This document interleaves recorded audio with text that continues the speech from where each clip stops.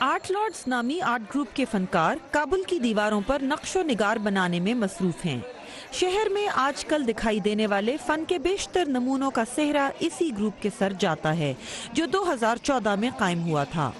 یہ group art کے ذریعے سماجی تبدیلیاں لانے کا خواہاں ہے۔ اس وقت یہ فرخندہ کا میورال بنا رہے ہیں۔ فرخندہ کو مارچ 2015 میں توہین مذہب کے الزام میں لوگوں کے ایک ہجوم نے پتھروں سے مار کر ہلاک کر دیا تھا۔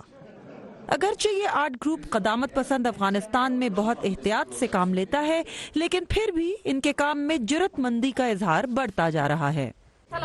رویا سادات طالبان کے بعد افغانستان کی پہلی خاتون فلم ڈائریکٹر ہیں۔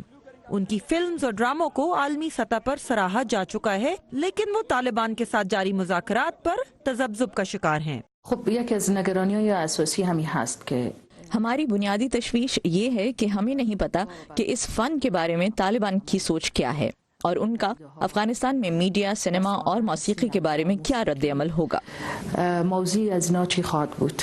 ایسے میں جبکہ امریکہ طالبان کے ساتھ مذاکرات کر رہا ہے اور افغانستان میں ایک لویا جرگا نے مستقبل میں طالبان کے ساتھ مذاکرات کے لیے لائحہ عمل تیار کیا ہے، افغان فنکار محسوس کر رہے ہیں کہ اس عمل میں ان کا کوئی حصہ نہیں۔